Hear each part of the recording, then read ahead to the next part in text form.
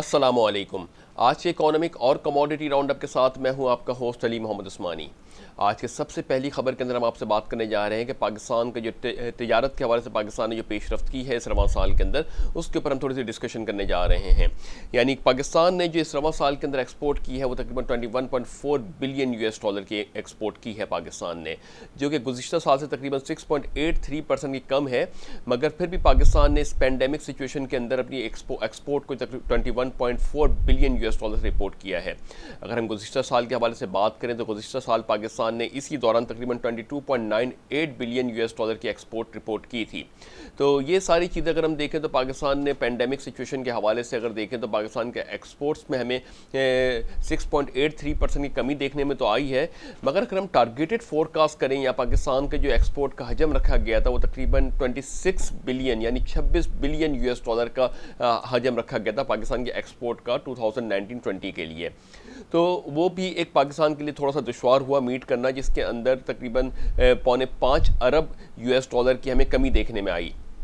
यानी 26 billion US dollar की जो फोरकास्ट रखी गई थी कि पाकिस्तान साल 2019 और 20 में अपनी एक्सपोर्ट रिपोर्ट करेगा, उसके अंदर हमने देखा कि पाकिस्तान में जो है वो 21.4 बिलियन US डॉलर की एक्सपोर्ट रिपोर्ट की गई। गुज़िश्ता साल के हवाले से कंपेयर करते हैं तो तकरीबन 6.83% की हमें कमी देखने में आती है। ऑल्दो ये एक बहुत बड़ा इम्पैक्ट, एक तो पेंडेमिक की वजह से, कोरोना वायरस की वजह से तमाम मईशतों के अंदर जो एक इम्पैक्ट आ रहा था, उसके बावजूद भी पाकिस्तान ने काफ़ी हद तक के जो है उसको स्ट्रेच करके अपनी एक्सपोर्ट्स को काफ़ी हद तक के उस लेवल पर लाने की कोशिश की जो गुज़िश्ता साल के मुकाबले में थी।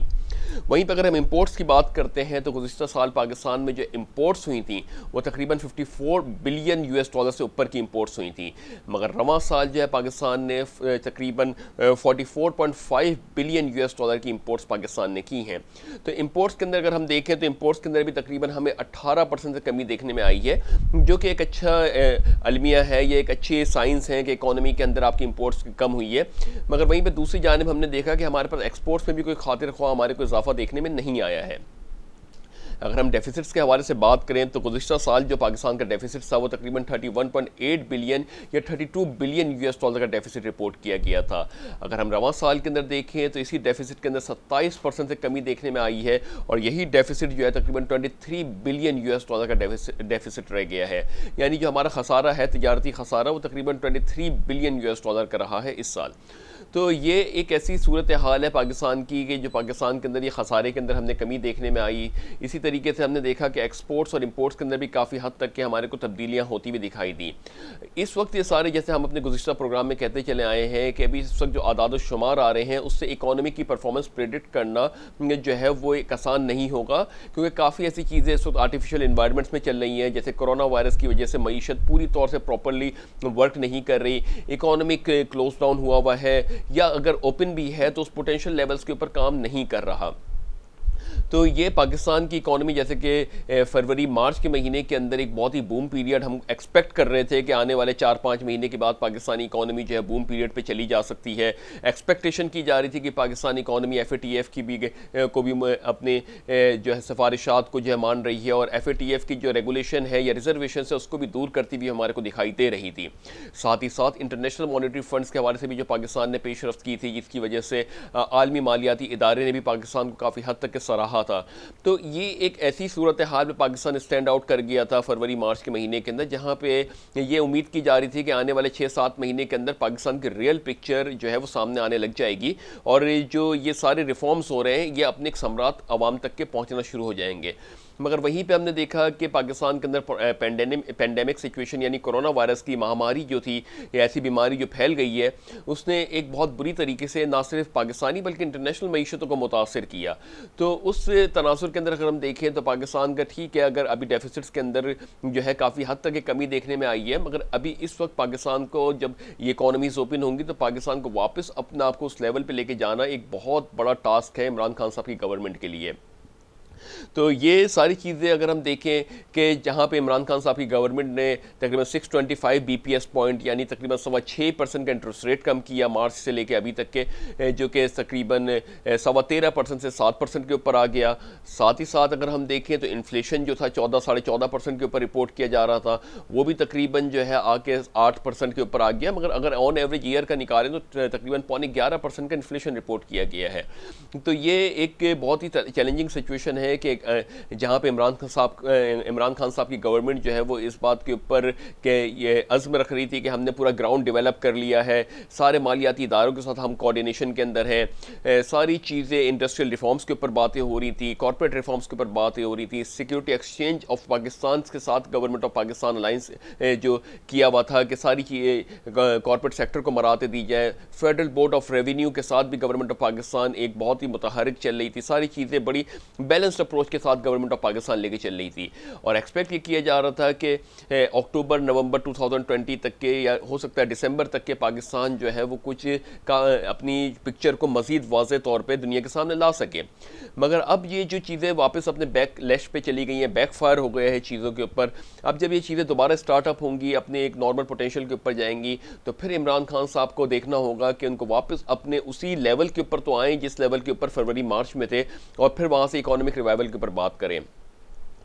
तो चूंकि इमरान खान साहब की गवर्नमेंट जो है वो एक अवाम का मैंडेट लेके आई है, अवाम के साथ इमरान खान साहब ने बड़े एक वादे किए हैं जिसके ऊपर अवाम अभी भी पूरी उम्मीद है, मगर कहीं ना कहीं इस बात के ऊपर भी इख्तलाफ राय आने लग गई है कि ये जो इमरान खान साहब जो ट्रांसपेरेंसी की बातें कर रहे हैं, शफाफियत की बातें कर रहे हैं, करप्शन के ख़ात्मे की बातें कर रहे हैं, ये इनके ऊपर कोई पेशरफ्त होते हुए ना दिखना। दूसरी चीज़, अवाम उम्मीद करके बैठी हुई थी कि जिस चीज़ का दावा PTI गवर्नमेंट ने किया है कि अवाम की जो है वो जो दौलत है वो लूट के बाहर लेके गई है, मैं उसको वापस लेके आऊँगा, ये ऐसा दावा PTI गवर्नमेंट का था। तो अवाम इस बात के ऊपर सोच रही थी कि शायद इमरान खान साहब बहुत ही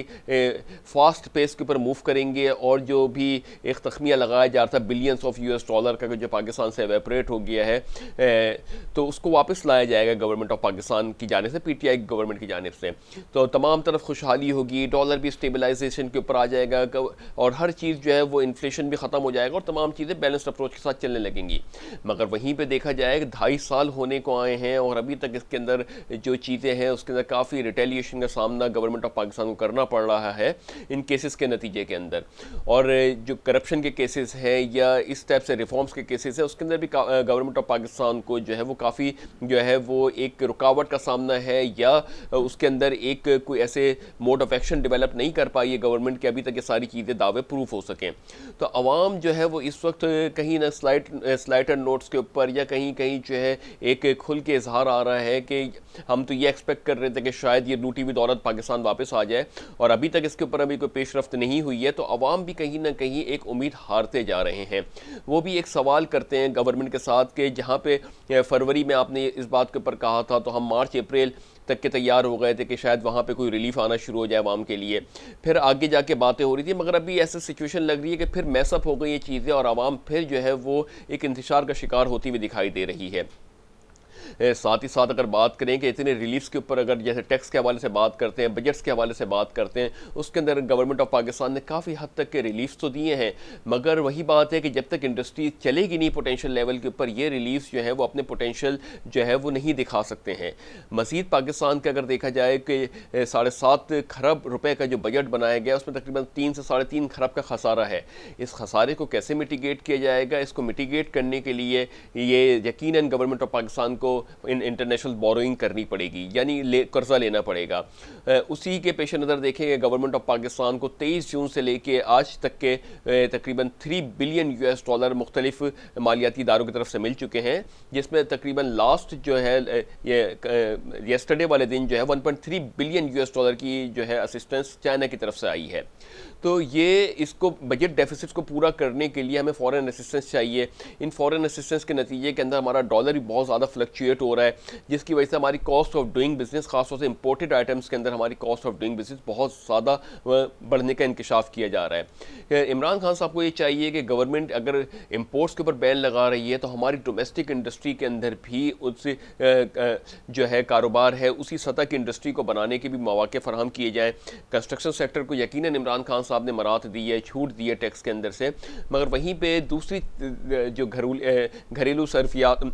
जो चीज़ें हैं उनके लिए और इंडस्ट्रियल रिफॉर्म्स के लिए भी जो भी चीज़ें अगर कोई बैन की करने का इरादा रखा हुआ है या इंपोर्ट्स के ऊपर थोड़ी सख्ती की जा रही है, तो उसकी भी गवर्नमेंट ऑफ पाकिस्तान को चाहिए कि पाकिस्तान के अंदर उसके लिए इंडस्ट्री के क़याम के लिए भी हिकमत अमली तैयार करे। तो ये सारी चीज़ें ऐसी हैं कि इस वक्त इमरान खान साहब के साथ जो है डोमेस्टिक लेवल के ऊपर प्रेशर है, पैंडेमिक का एक प्रेशर चल रहा है कोरोना वायरस की वजह से, और फिर जो है खत्ते की सूरत हाल जिसके अंदर इंडिया और चाइना की एक रिफ्ट है लद्दाख के इलाके के ऊपर, आसाम की तरफ, और ये बांग्लादेश की साइड के ऊपर जो रिफ्ट चल रही है, इसके भी अंदर पाकिस्तान का एक जो है वो कहीं ना कहीं डायरेक्ट या इनडायरेक्ट किरदार हो सकता है आने वाले दिनों के अंदर। तो बहुत ही मोहतात तरीके से और बहुत ही प्रोएक्टिव तरीके से और इसको जो है फास्ट पेस के ऊपर इमरान खान साहब को लेके आना होगा, हिकमत अमली तैयार करनी होगी कि जब ये पेंडेमिक की सिचुएशन ख़त्म होगी तो उस वक्त पाकिस्तान के पास एक ऐसा रोड मैप या प्लान मौजूद हो कि गवर्नमेंट ऑफ पाकिस्तान वापस अपने एक जिस लेवल के ऊपर स्टेबिलिटी के लेवल जिसका दावा गवर्नमेंट ऑफ पाकिस्तान से की जाने से किया जा रहा था, उसी लेवल के ऊपर आगे खड़ी हो जाए। साथ ही साथ हम इंटरनेशनल मार्केट्स के हवाले से बात करते हैं, यानी कमोडिटीज़ के हवाले से बात करते हैं। अगर हम बात करें तो इस वक्त क्रूड जो है वो तकरीबन $0.6 जो है नीचे आने के बाद तकरीबन $40 पर बैरल पे ट्रेड हो रहा है। ब्रेंट जो है $0.65 नीचे आने के बाद $42.50 पर बैरल पे ट्रेड हो रहा है। गोल्ड जो है वो तकरीबन $2.35 नीचे आने के बाद $1787 पर आउंस पे ट्रेड हो रहा है। इंटरनेशनल मईशत के अंदर हमने देखा है ऑयल जो है वो अपने आप को फ्लक्चुएट करता हुआ दिखाई दे रहा है, काफ़ी जो है वो कभी 38 to 40 के दरमियान अपने आप को फ्लक्चुएट करता हुआ दिखाई दे रहा है। उसकी सबसे बड़ी वजह यह है कि अमेरिका के अंदर गुज़िश्ता जुमेरात वाले दिन भी जो है वो तकरीबन 50,000 केसेस रिपोर्ट हुए थे, और इसी के कॉन्सिक्वेंस के 2-3 दिन से अमेरिका के अंदर रिकॉर्ड केसेस रिपोर्ट हो रहे हैं, यानी 55,000 तक के केसेस कोरोना वायरस के रिपोर्ट हुए हैं अमेरिका के अंदर। तो एक बहुत बड़ी मईशत जहाँ से डिमांड अफेक्ट होने का खतरा है ऑयल की मार्केट को, तो वो एक बहुत जो नई स्पाइक वहाँ पे एक डेवलप हुई है कोरोना वायरस की वजह से, तो ये भी एक बहुत तशवीश का बाइस बनती चली जा रही है। वहीं पे ओपेक में मेंबरान के अंदर भी कहीं ना कहीं इख्तलाफ की सूरत दिखाई दे रही है। सऊदी अरब जो है वो भी अंगोला के साथ, नाइजीरिया के साथ भी जो है वो ये कह रहा है कि वो अपना प्लान शो करें कि उन्होंने जो कट किया है उसके ऊपर क्या उनकी हिकमत अमली है। वहीं पर रशिया का भी ये अंदिया दिया जा रहा है कि जो आपकी डील ख़त्म होगी या जो एक्सटेंशन प्लान है ख़त्म होगा, उसके बाद रशिया कैसे बिहेव करेगा। तो ये सारी सूरत हाल जो है वो ऑयल मार्केट को भी काफ़ी हद तक के उसने रेंज बाउंड किया हुआ है। प्रेशर अभी नहीं आया ऑयल मार्केट के अंदर, मगर ये एक रेंज बाउंड हुई हुई है, तकरीबन 36 से $42 पर बैरल के दरमियान ऑयल जो है वो ट्रेड हो रहा है। तो ये एक मजमूई तौर पर सूरत हाल इस वक्त जो है क्लियर कट सिनेरियो इकोनॉमीज़ का नहीं आ रहा है हमारे सामने, और वहीं पर ये ओपेक की भी मीटिंग्स चल रही हैं, साथ ही साथ इंडिया चाइना और इंडिया अमेरिका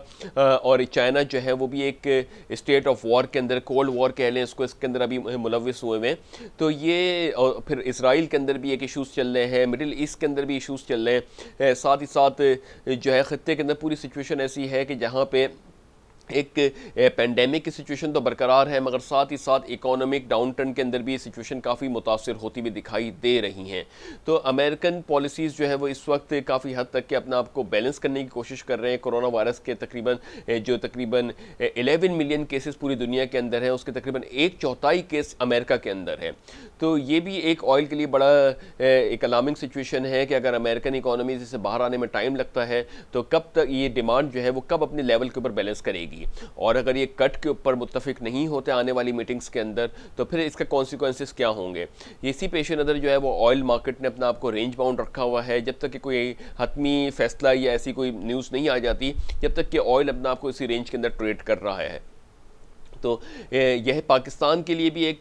जो सिचुएशन है खत्ते की सिचुएशन के साथ अमेरिका और इंडिया और चाइना की सिचुएशन के साथ का पाकिस्तान जो है वो कलीदी किरदार अदा कर सकता है कि इंडिया और चाइना के दरमियान एक वॉर तो चल रही है, मगर अमेरिका और चाइना के दरमियान भी एक लफ्ज़ी जंग तो चली रही है। तो उसके अंदर पाकिस्तान अपना किरदार कैसे अदा करता है, क्योंकि पाकिस्तान की असिस्टेंस IMF की तरफ से भी आती है और पाकिस्तान की असिस्टेंस कल जैसे चाइना की तरफ से भी आई है। तो ये पाकिस्तान को भी यहाँ पर सालिसी का किरदार अदा करना होगा और पाकिस्तान को अपनी सालमियत के लिए भी फैसला साजी करनी होगी। जहाँ पे हमने देखा वहीं पे कि इंटरनेशनल लेवल्स के भी प्रेशर इमरान खान साहब के ऊपर है, वहीं पे अंदरूनी पार्टी के अंदर भी हमारे को काफ़ी चीज़ें सामने आती हुई दिखाई दे रही हैं कि अंदरूनी लेवल के ऊपर भी जो है वो कॉन्फ्लिक्ट्स दिख रहे हैं इमरान खान साहब की पार्टी के अंदर।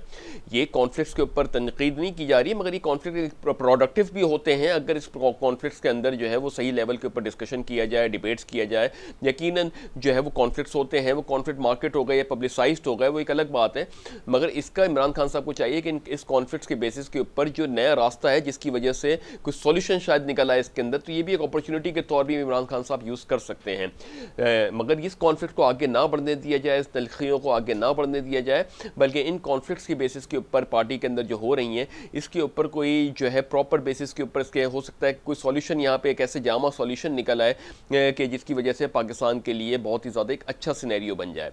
तो आने वाले दिन बहुत इंपॉर्टेंट है पाकिस्तान की मईशत के लिए, इंटरनेशनल मईशत के लिए, कि पाकिस्तान का आगे रुख क्या होगा और किस तरीके से इकॉनमीज़ अपने आप को रिवाइवल के ऊपर लेके जाएंगी जब कोरोना वायरस का पेंडेमिक्स एंड होगा।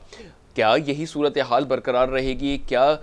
जो पैनिक की सिचुएशन है उसी के तहत इकोनॉमीज़ काम करेंगी? कहीं कहीं ये भी मानना है कि इकोनॉमीज़ अगर ओपन हो भी गई तो वो 100% पोटेंशियल के ऊपर नहीं होंगी, कहीं ना कहीं सेफ साइड या पैनिक सिचुएशन की वजह से वो 80+ या 90+ लेवल्स के ऊपर तो काम कर रहे होंगे, मगर फिर भी पूरी तौर से जो है वो इकोनॉमीज़ मुतासर नहीं होंगी जब तक कि ये कोरोना वायरस का जो है इम्पैक्ट पूरी दुनिया से ख़त्म नहीं हो जाता। तो आने वाले दिन बहुत ही ज़्यादा इंपॉर्टेंट है, हर दिन एक इंपॉर्टेंट होता है, मगर आने वाले दिनों के अंदर कुछ ज़्यादा चीज़ें हमारे सामने आ सकती हैं क्योंकि अमेरिका के अंदर एक नई स्पाइक आ गई है। तो